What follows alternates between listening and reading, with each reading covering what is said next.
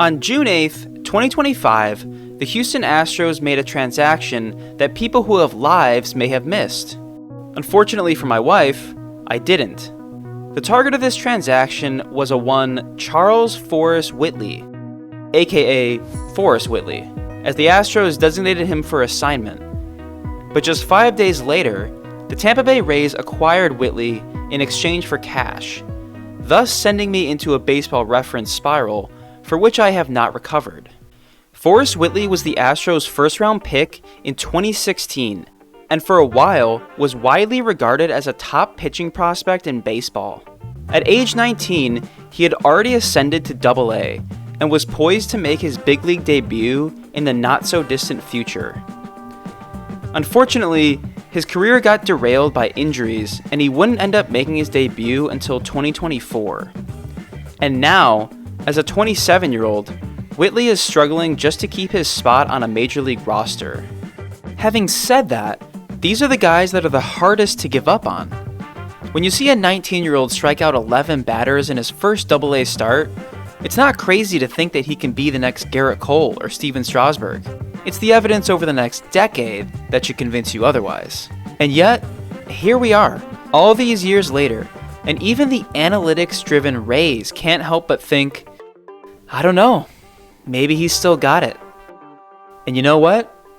Maybe he does. But why stop there? I say to myself at 2 in the morning while looking at Shin Soo-Choo's baseball reference page, wondering why they haven't updated his nickname to the Soo-Choo train. What would an entire roster of guys that I think can still be good, even though they have proven time and time again that they suck, look like? I don't know, I reply to myself. Let's find out. And find out we shall, right after this quick break from today's sponsor. Okay, let's start with right field. Now I know everyone's going to want me to play the hits and go with either Lewis Brinson or the artist formerly known as Clint Frazier, but honestly, I never thought either of them were good, so I'm going to skip over them and go with Dylan Carlson. Also a first round pick of the 2016 draft, Carlson got all the way up to number 13 in MLB's top prospect rankings of 2021. And he was expected to be a solid major league player, with above average tools across the board. And he did actually have a really good rookie year, as he put up a 111 WRC plus with 18 home runs, and he even finished third in the Rookie of the Year voting. The problem is that he hasn't done anything since that rookie year. His bat has been certifiably trashed since then, but he makes it onto my roster because he can play all 3 outfield positions. He's somehow only 26, and he's a 6'2" switch-hitting outfielder, which for whatever reason counts for something in my book. Okay, moving right along to center field, where this person also had a great rookie year, but is now currently in AAA because he's put up a 533 OPS over the last 2 seasons. Ladies and gentlemen, give it up for Mr. James Outman. There was so much to like about Outman when he came up. The bat speed, the plate discipline, the hair, but he just strikes out so much, and he hasn't been able to adjust back to major league pitching since his rookie year. He makes it onto my team because he's a really good defender, I still believe in the bat, and honestly, his hair alone is worth at least 1 WAR. Alright, let's round out this outfield with a crowd pleaser. I think a lot of people know where I'm going with this pick, and yes, it is Jarred Kelenic, the former top prospect who got traded for Edwin Diaz in a deal that looked like a slam dunk for the Mariners at the time. The dude wrecked his way through every level of the minors, but could not put it together at the big leagues. And there had been times where it looked like he was gonna break out.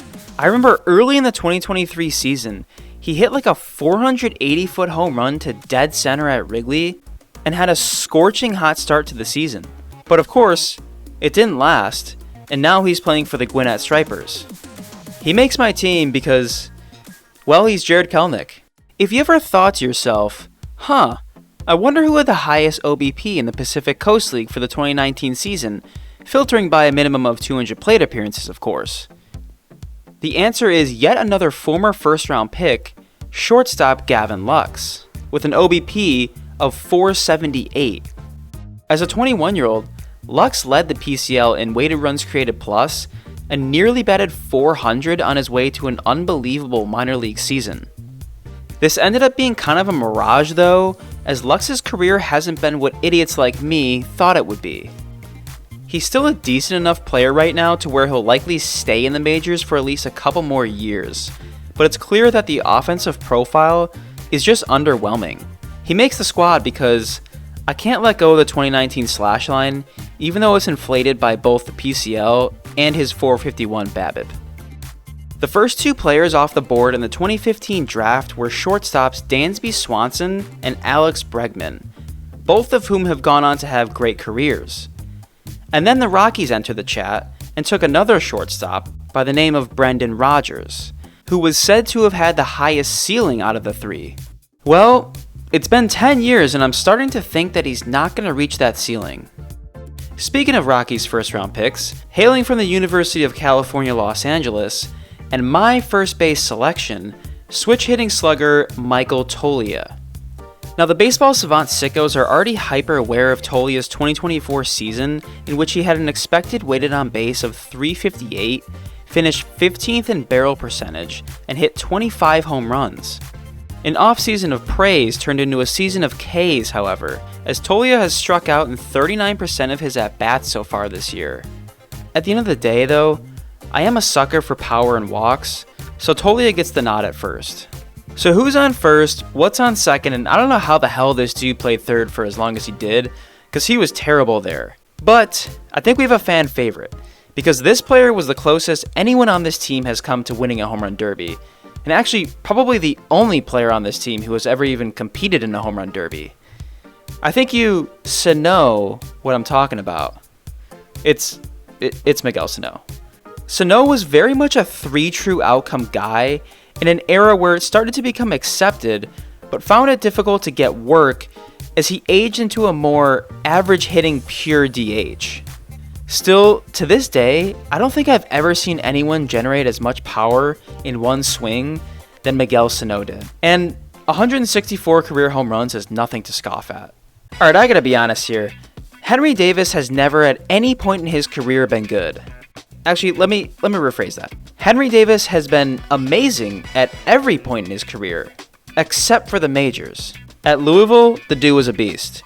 In the minors, the dude was a beast. Even in spring training, he balls out. But none of it has translated to Major League Baseball. The good news is that he's gonna have to suck a lot longer before the Pirates give up on their first overall pick. The bad news is that he's not doing anything to change anyone's mind. I'm still holding out hope. The man taking the ball will be former flamethrower and current fictional name-haver Sixto Sanchez. Sanchez, like Whitley, had his career get derailed by multiple arm injuries, which is a shame because he had a devastating mix of power and off-speed that made it almost impossible for a hitter to do any sort of damage off of. He last pitched in 2024, but had a severely nerfed fastball that was down about 5 miles per hour. I don't know if he's ever going to be good again, or if he'll ever even pitch in the big leagues again. But I do know that when you see a man throw pitches like these, you are a believer forever. And finally, to round out this roster of rejects, our designated hitter. A man who is currently mashing baseballs in Japan for the Ham Fighters. I don't know what a Ham Fighter is, but I do know that Franmil Reyes leads them in home runs. Franmil couldn't play the field, he couldn't run, and he couldn't really throw, but he did hit the crap out of the ball. And he had a sweet nickname, so he was obviously a shoo-in for this team. There's never been a team that has won the offseason more than this one. I have to believe that there is an alternate universe out there where all of these players' careers took off, thereby proving all of the smart, attractive, talented, hilarious, handsome, talented, attractive people like myself right. In reality, though, I'm only most of those things, and wrong.